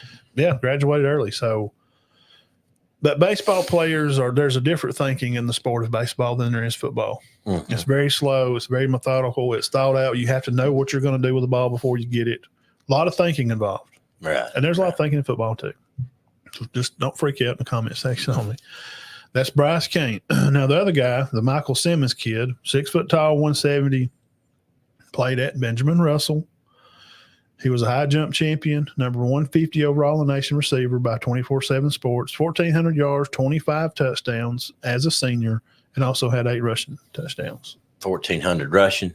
Receiving. Okay. I mean, receiving. Yeah. 20. And had some rushing, too. Okay. But he was a high jump champion, and he played at Benjamin Russell. We know Benjamin Russell's a quality school in the state. It is. They're not a joke. No, definitely not. Now, not a lot of info on Terrell him. Owens played there. That's where he went. No, there's not a lot of info on him. Some of these guys, there's not a lot of info because they just ain't played a lot. Okay. Right. Now, Perry Thompson, 6'3", 205. Foley. Good competition. Yes. Number 38 in the nation, ranked. Ooh. He ran track. He run a 7.03 in the 60. Had 87 catches for 1,000 yards his junior year. Wow. So that's He can definitely catch the football. Yeah. 87. Yeah. So he's a track guy too. So the kid, the Simmons kid, was a high jumper. Yeah, so you got 2 track stars and a high jumper. And I left the best for last. Cam Coleman, number 8, 6'3", 185. Some people say he's getting closer to 200 now from the weight program. Probably is. He's a basketball kid. They played down here in the championship game, 7A game, in junior year, 7A title game. Now, his senior year in football, he won the title also. 1,300 yards, 18 touchdowns, 542 yards as a junior. I was wondering his stats because I've heard a lot of great things about him. But now he's supposed to be just as good or close to as good as Williams, right? Yeah. Which I like Williams. I mean, I don't dislike Coleman, but I just can't imagine anybody being much better than Williams. Now, those are around here. That's that freeze 4. Now, I've got a list here, and I'm not going to go over them, but I did them because I'm going to go through this one day when we do Bama. But Bama's wide receiver group for next year, Ryan Williams, Bubba Hampton, Rico Scott, and Amari Jefferson. And Amari Jefferson is that kid from Chattanooga. No, okay. That one I thought they got. Yeah. And I picked him up on Twitter. At one of those private schools up there last year. I found him on Twitter. He come from. Was it Macaulay or Baylor or one of those? I'll mess it up if I say. We'll look it up. I'll mess it up. Amari Jefferson. He's going to be somebody pay attention to at Alabama's receiver this year. Bubba Hampton. I'm interested in that. A lot of info on Bubba Hampton. Now, we've laid out the case. We've told you who Auburn's got coming back. We've told you about the guys that they have there. We don't have to talk about the quarterback. He's just, you've seen him play last year, and he's just mid. I just don't have a lot of faith in him, guys. I'm sorry. Just not a fan of his. Probably a great young man. Nothing against him at all. There he is. Well, I mean, Shannon, I'm trying to find out. Amari Jefferson. Yeah. Now, the schedule. Here's how we make the case. This is what it all comes down to, guys. Where are they playing at? He played at Baylor. He played at Baylor, which is a private school up there. Okay. So you got to be pretty good to play at Baylor. Hey, while you're here, y'all go ahead and hit the subscribe button. If you like what we're doing, we break this stuff down every week. Come on Sundays at 6 o'clock. Just go and hit the subscribe button there. It's not hard. Very easy, Dean. Tell them how easy it is. Hit it.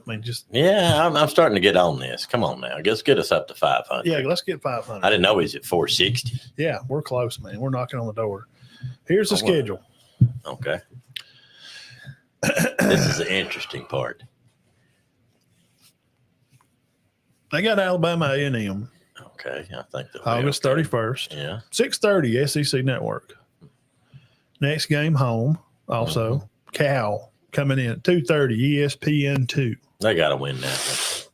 Cal's not ridiculously bad, but they need to win that one. That's terrible. They should beat them by 30.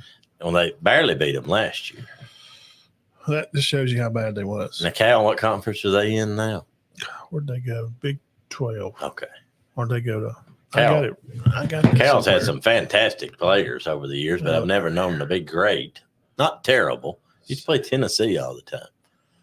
Where is that at? I just took a here it is. California University. ACC. In Berkeley. Did y'all know that? Terrible play. Don't go out there. I did not know that Cal Berkeley was Cal. It is. It's part of the other side of the campus. Yeah. There's some stuff goes on out there. Oh, yeah. Cal, Stanford, SMU all went to the ACC. Okay. Okay. Wow. Big 12 got Arizona, Arizona State, Colorado, and Utah. And then the Big 10, of course, got Oregon, UCLA, USC, and Washington. And then SEC got Texas, Oklahoma. Okay. So they are part of that. ACC. Cal. ACC. Ain't that strange? Good luck in your volleyball season. Making that plane drive back and forth over there. Now, just me halfway. All right, back to the top here. August 31st, 2:30 SEC Network, Auburn and A&M, check. Auburn should beat Alabama A&M. Cal, 2:30 ESPN2, check. They should beat Cal. September the 14th, not New Mexico State, thank goodness, because they smoked them last year. But New Mexico, 6:30 ESPN2. I think they're 3-0. Okay. The last two here, these first five are at home. Wow. Good schedule. So the September 21st and September 28th, they have Arkansas, which is they're okay. They're not. They can definitely win that. I did them week before last. And you did. No, they're not loaded. No, they're having Coach Pittman's having a lot of trouble. Quarterback, we went through all that. Offensive line troubles. Then they got Oklahoma the 28th. Okay. Now, whether you're a fan or not of Auburn, I tell you right now, playing down there on the Plains, crazy place to play. Tough. And they're probably going to be 4-0 then. They're going to be 4-0, showing up with their last home game, knowing that October 5th, their next game, they're going to Georgia. And they probably feel like that's going to be a tough win for them. Yeah. So yeah. Whether they say it out loud or not, you got to think our last game at home here to start the season, we're 4-0. They probably don't have a good fare to be at Georgia and win that game the next week. No, I wouldn't think so. So we got to finish at home strong. Yeah, go 5-0. That'd be big if they could go into Georgia 5-0. They go in there to Georgia 5-0. You never know what could happen. I don't think they're going into Georgia 5-0, but you never know what could happen. I think they can. No, they definitely can. Oklahoma. I don't know much about Oklahoma. I'm just telling you, it's the place to play, man. They are going. Listen, Oklahoma fans, y'all are part of the conference now. We're glad you're here. But until you've played at some places, you ain't played nowhere till you played down the Plains. It is wild. I'm going to say upset. It's very highly. Upset alert.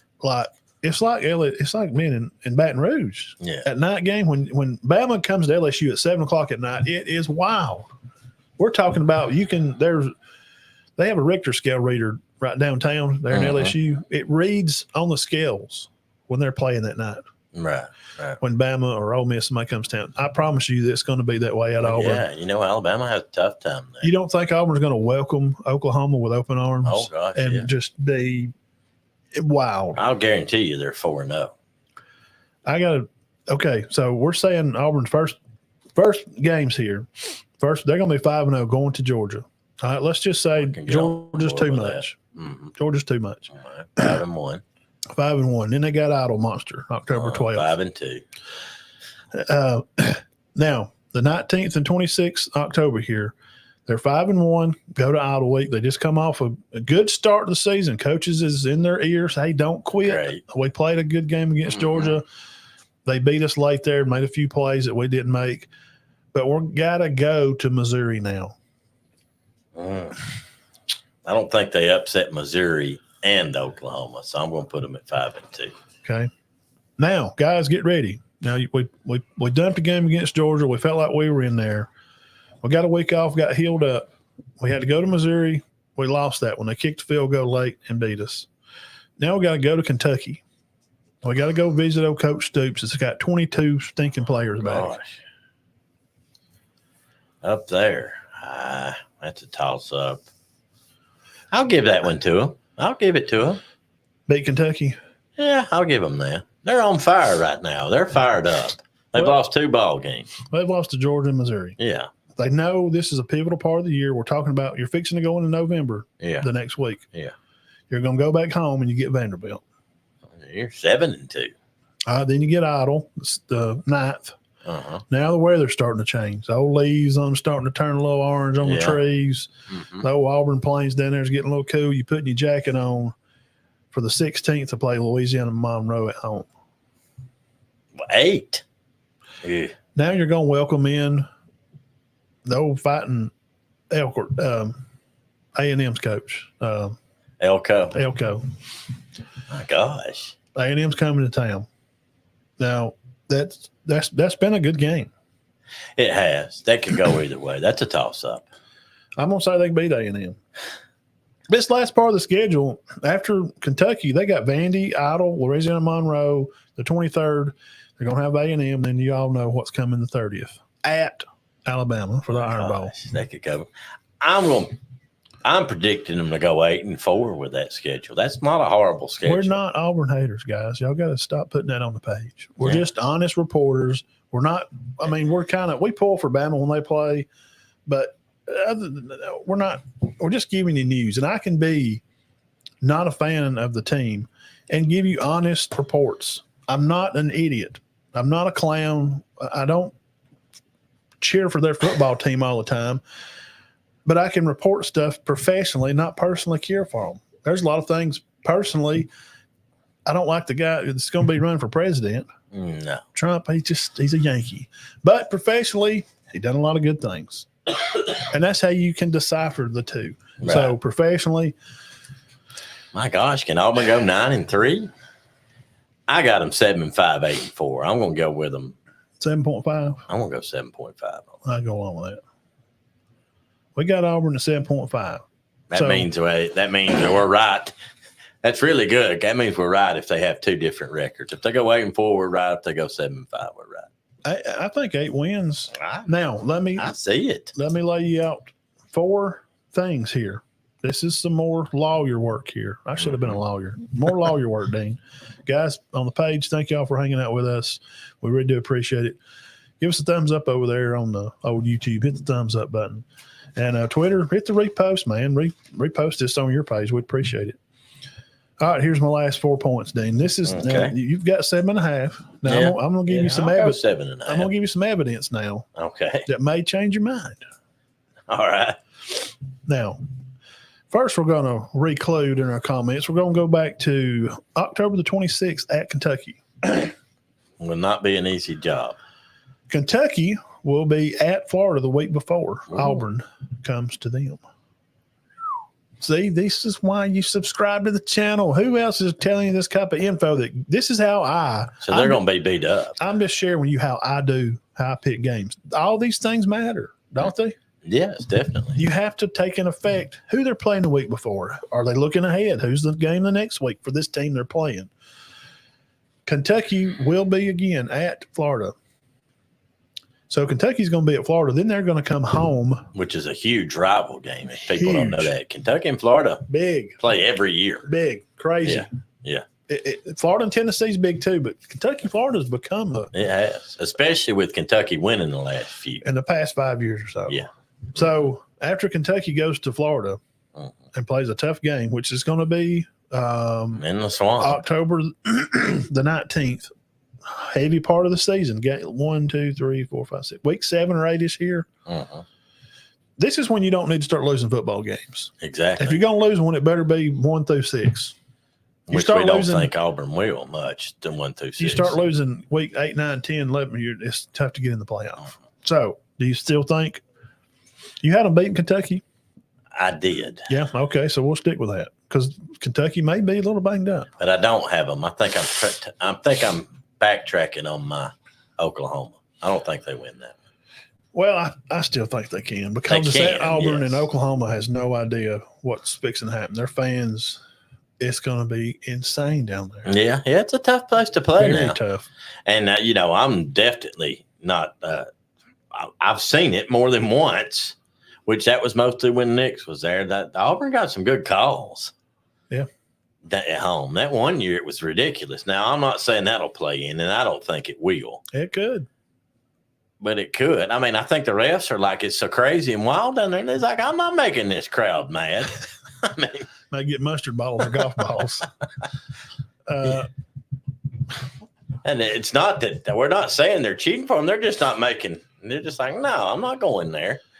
Now, the week before, I said they're going to play at Missouri. Well, Missouri will be at UMass the week before. So they're going to have come from a long road trip against UMass. They might lose that Missouri game. Which is not a basketball game. Now, if Missouri's playing UMass, it'll be different. Yeah. So, can Auburn go? This is kind of a week for me. Can they beat Missouri? Can they go to Missouri and win? I don't think so. I think they can go to Kentucky and win, but not Kentucky and Missouri. And because Missouri's coming off of UMass. Yeah. Easy week. Yeah. All right. Here's my other point. Third of the four. A&M has New Mexico State the week before. So when they're playing A&M the 23rd, the week that Auburn's playing Monroe, A&M's playing New Mexico State. Now, New Mexico State beat the crap out of Auburn last year. Yeah. I don't think they're going to beat the crap out of A&M. I don't think they're going to be as good this year either. I think they had a special year. So A&M's going to be at home with New Mexico State. So I'm saying that they're probably going to have a pretty easy week. Normal walkthrough. So they should be, A&M's going to be rested. And Auburn is going to be coming off Louisiana Monroe. They're going to be rested. I definitely think that's a toss-up game. It could be a trap game kind of for Auburn. But Texas A&M, some publications have them ranked. We haven't done Texas A&M yet. Yeah. I have no idea what they have, which I guess we'll probably do them next, won't we? Yeah, oh yeah. A&M, thanks for fixing them. Let me see, actually. We've not done A&M and Vandy. We're going to do, we did Auburn and Auburn, South Carolina. Yeah, A&M and Tennessee will be next. A&M and Tennessee. Okay. Last point. Bama, the game before they play Auburn, guess where Bama's getting to play? Wofford. They don't have no easy games this year, do they? Never mind. Yeah, they're going to be at Oklahoma. Ooh. But they got them at home. But they're going to travel to Oklahoma and play in Norman. Yeah. Bama ain't been in Oklahoma and played a game since, I'm going to throw a number out there and say 1975.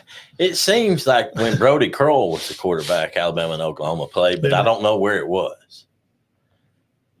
And they played them good, but they did not win. Oklahoma won, but Oklahoma was better then. Bama ain't been to Oklahoma in a while, probably. Oh gosh, 25 years, if that's even true. So let me see here. I don't even know if that. It seems like Kroll and them played them, but like I said, I don't know where. I'm pretty sure they did. But when was Kroll there? Early 2000s. Yes. Early. Okay. Yeah, they play the 23rd. There's no idle week before Auburn. Well, if Alabama was going to Auburn, I would say yes, Auburn could definitely beat them, but not at Alabama. Even though they're coming off the road from a big road game. I'm just putting this out here. Y'all pick how you want to. Does Auburn did they upset Bama in the Iron Bowl at Alabama and Coach DeBoer loses his first Iron Bowl at Tuscaloosa? It would be devastating to the fan base. I don't think so. Coach Freeze would probably make a trophy. Oh, it would be devastating. I agree with that. They would probably make a trophy just for that day. There's a day and time that we drove a dagger in Big Brother up the road. We know we'll never win more championships than them. We'll never even win close to as many conference championships as them. But by cracky on that day, November the 30th, 2024. Well, you got Saban out of the picture. Coach DeBoer took his first rival loss. I mean, it just depends on that. I don't think so. What if there's an injury? Like, what if receiver, what if but we pick on this based on no injuries. Let's say we can't pick. Say Amari Jefferson, 4-star receiver out of Chattanooga, number 211 nationally, 6 foot, 200-pound basket, also a baseball guy, 1,300 yards receiving, 1,400 yards his junior year. This kid, Mr. Football in Tennessee, compared with Amari Cooper in likeness. That's nice. Now he rolled his ankle at Oklahoma. He won't be ready for Iron Bowl. Yeah. Oh, yeah. I mean, I can see you make a good argument. I'm just saying that be careful because that Oklahoma game, they're going to want to go out there and win. They're going to be super fired up. So a lot of emotions for these last 2 weeks for Bama. But, again, Auburn, they got A&M, Cal, New Mexico, Arkansas, and Oklahoma first 5 at home. I think they could. Only thing I'm going to say about Auburn, and I won't go any further than that, is they could start out 5-0. I agree. At Georgia's tough. At Missouri, tough. Not really, maybe. At Alabama. They've got a better schedule than South Carolina and Kentucky, I'll tell you that. At Kentucky and at Bama. They got Vandy and Louisiana Monroe in the middle of the schedule with an idle. See this right here? Yeah. See this little block? So the month of November is very friendly to Auburn, which this is a time when you don't want to lose a game. This is a time when you want to make sure your guys are healthy, getting ready to finish the season and try to get into the playoff. But if you lose 5 games, you're not making the playoffs. See, I don't know about Vandy. I mean, we assume they're not going to be. Are they supposed to be good? No. Okay.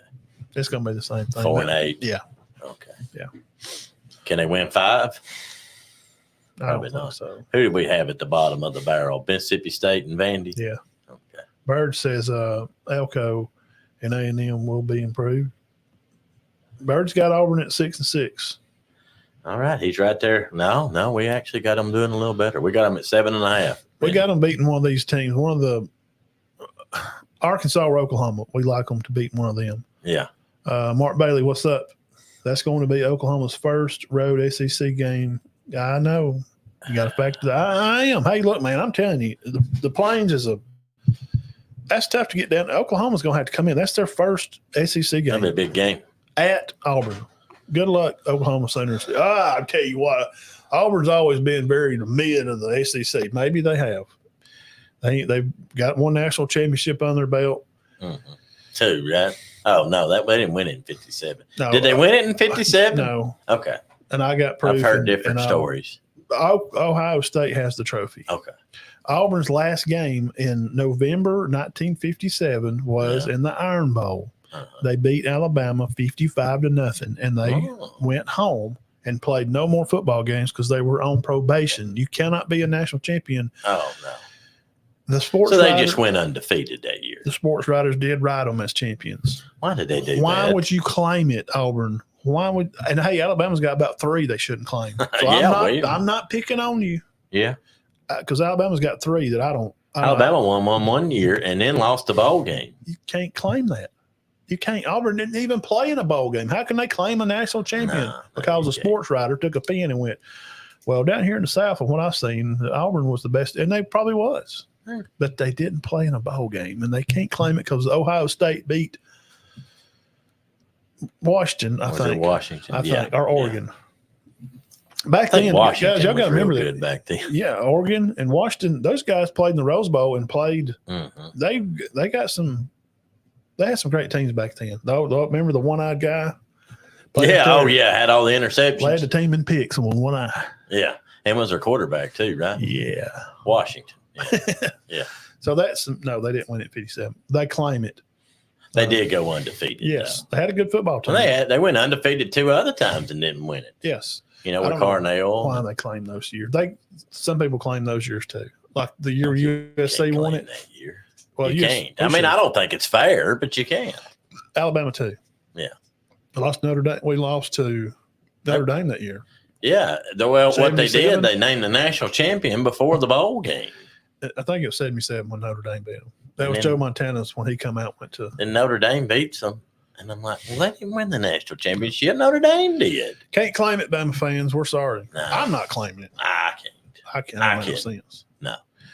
So Auburn finalize all that up. 7. I think they win 7 games. I think they win 7. I'll be shocked if they don't go to a bowl. Shocked. Oh no, absolutely. If they don't make a bowl game, shocked. I think they'll do better. I think he'll be improved. I don't think this time next year we'll be saying Hugh Freeze is on the hot seat. Well, you got to remember now. He's got to win those 4. He's got to win those first 4. He's got to beat Cal and Arkansas. He can't lose either one. No. Cal's terrible, and Arkansas is not real good. Now, if something happens and they get out here in that last game at home, they welcome in Oklahoma, and that game gets away from them. Venables is a good coach. He is. He's a defensive guy, and he's going to know how to deal with overthrowing, and he's going to have film on him. Mm-hmm. If he can dial something up to keep him corralled and just don't let him run out on plays and keep his guys downfield, how good is Oklahoma going to be on defense? How good is their D-backs? I'm afraid they're going to be very good. If that happens and they beat Auburn at Auburn, that will bust them bad. That'll hurt their feelings. Mm-hmm. That's going to be and then they got to go to Georgia the next week. Yeah, so you got looking at 4-2. And then you go Idle. Then you go Missouri. Then you got Missouri, A&M, Bama. Missouri, Kentucky. You don't want to fool around and go, but I still think at worst they go 6-6. Even if they underachieve, I think they go 6-6. If it gets away from them, they lose here to Oklahoma, and then they're going to lose at Georgia. They're off. Then they're going to lose at Missouri. So they're coming off a 1, 2, 3 game losing streak. They're going to show up to Kentucky with their butt on their shoulders, acting crazy. And Kentucky's not terrible. Kentucky's a better team than them. I'm just going to go out on a limb and say it. Kentucky's got a better team than Auburn. But we don't know about Vandergriff yet. So the last game, What piece of bust? I don't think so. He's good. I don't either. Arkansas could be their last win, September 21st. Then they go on a skid. They lose to Oklahoma, Georgia, Missouri, Kentucky. They beat Vanderbilt. Mm-hmm. They're off idle. Then they got Monroe. That's another win. And they're just in such bad shape, and the team's falling apart. But they come home and pull it together and get a win against A&M. Then you got to go Tuscaloosa. Yeah, it's a tough schedule. It's not as tough as South Carolina's, but it's tough. But again, the case I made, Kentucky will be at Florida the week before. Yeah. That you got to take that into effect. Got to. I think, you know what I think, and I'm going to say this, I think it would be best for Auburn if Kentucky beat Florida. They don't want to go up to Kentucky if Florida's just beat Kentucky. They're either going to be fired up and they're going to want to defend. Or they're going. I don't think they're just going to pack it in. They'll want to defend their home stadium. We went, they're going to be at Florida. So if they go down to Florida and lose, now if they go down to Florida and win, they may come back fired up and may have a big head and Auburn may run them, or they may carry that momentum and say, "Hey guys, we just beat Florida." That's why you just go and play. I mean, really, you don't know what you're going to get with these young men. No, emotions are all over the place. Yeah, I mean, arrogance definitely plays a factor in these kids getting beat, especially now these days. Mm-hmm. Arrogance and lack of confidence, also. Well, yeah, trying to get a score on let's see, Fox playoffs. I don't know if it starts till about 7:30. No, it's already on. Oh, is it? Yeah. Second quarter, 13. Oh no, 13-3. Brahmas are winning. That's what it's saying right now. Oh, I thought you was talking about the Battlehawks, the Celtics. What's that score? No. Let's see. We'll get off here and go grab a bite. 24-22. Celtics are down. It's going to the second quarter. 26-25. Celtics going to be hard to beat. 27-25. They must be shooting free throws. Celtics winning. Boy, I tell you what now, I'm going to them whole two guys for Dallas, Luka and Irving. Boy, they can score, can't they? They're good, man. That's what they do. They averaged 30 in that last series. Yeah. 30. Yeah. And but now outside of them two, they've got good players, but they're more role players. They don't have any superstars outside. For good luck, Dane. Celtics. Oh, gosh, my ears. Oh. Got it on for good luck. What? Good luck here. Shut up, bro. What's wrong with him? He's upset over that Celtics. You better shut it. Dallas fan. South Carolina, looks like they may win 7 or 8. And Auburn, 7. They're both going to make a bowl game. I think so. Auburn, because their schedule's favorable. South Carolina, because they're loaded. They've got better ball players than Auburn to me. Who does? South Carolina. Really?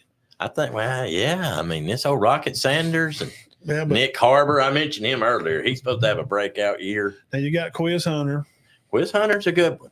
He had almost 1,000 last year. And you got Cobb, which he played a lot. But, I think this Sellers is going to be better than Peyton. Yes, absolutely, 1,000%. Mm-hmm. That may be the difference. It runs to the quarterback. Now, Auburn's going to have a better receiving group. Yes. Offensive line now. I went through the offensive line for you for Auburn.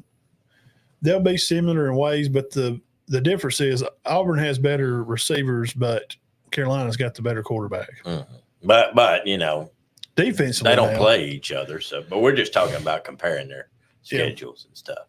Defensively, Auburn's having to replace some guys. Mm-hmm. They got some guys that graduated. I think Auburn can finish in the middle of the pack of the FCC, maybe towards maybe closer to the top. Once there's 16 teams in, they can finish top 6. They'll have to win 10. You're going to have to win 10 games to get in the playoffs. Oh, no, I don't think I don't think either one of these teams will make a playoff. Now, if Freeze keeps bringing in these recruits like he has been, we'll see what happens. I mean, they're number 9 on the list right there? 9. He's recruiting right now for next year, which that'll change a lot. So All right, guys, let's get off here. We thank you all for coming by and hanging out with us. Show 239 is in the books. 239. You guys have a good week. 240 next week. 240. Next week will be. We got a date for the media. Probably the 20th. 20th. Okay. Yeah, July 20th, Cherokee County Media That'd be Day. good. That'd be like a week before they start. They have some teams are having practice. some 7-7 camps, and practice will start. I think that week before they'll get helmets and stuff. Yeah. Pad stuff probably after they come back from the 4th, and some more real stuff going on. Yeah. Yeah. And I know some of them can start earlier because they didn't play in the spring. Well, nobody played in the spring, so I guess they can all start early.